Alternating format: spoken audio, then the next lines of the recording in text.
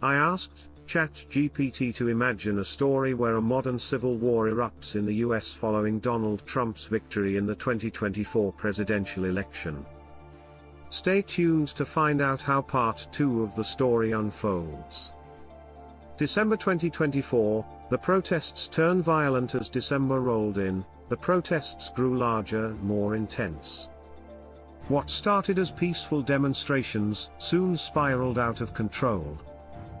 In cities like Portland, Seattle, and Washington, D.C., clashes between protesters and law enforcement became a nightly occurrence. Tear gas and rubber bullets were deployed as authorities struggled to maintain order. The violence wasn't limited to the streets. Cyber attacks targeted government websites, social media platforms were flooded with misinformation, and state governments began to fracture. Several blue states announced that they would not recognize the results of the election, declaring that Trump's victory was illegitimate. In response, Trump took to the airwaves and social media, condemning the protests and the defiance of the states. He threatened to deploy federal forces to restore order, invoking the Insurrection Act. The rhetoric was inflammatory, further deepening the divide. In the heartland, militias began to form, vowing to defend Trump's presidency at any cost. Meanwhile, in liberal cities, talk of secession grew louder. The United States, once a beacon of democracy and unity, was now on the brink of civil war. January 2025, the first shots the new year did not bring peace.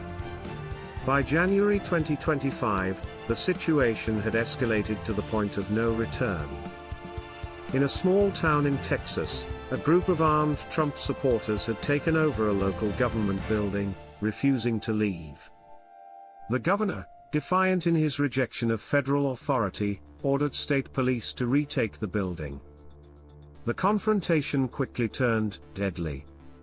Shots were fired, and when the smoke cleared, several people lay dead. The incident sparked outrage on both sides, and similar standoffs began to occur across the country. It was the first time Americans had killed each other over political differences in over a century. In response, Trump declared martial law in several states, deploying the National Guard to restore order. But in states where governors opposed his presidency, the National Guard units refused to follow orders. The nation was effectively splitting into two camps, those who supported Trump's authority and those who opposed it. Smash that like button and subscribe to the channel so you don't miss the next chapter as this story continues to unfold.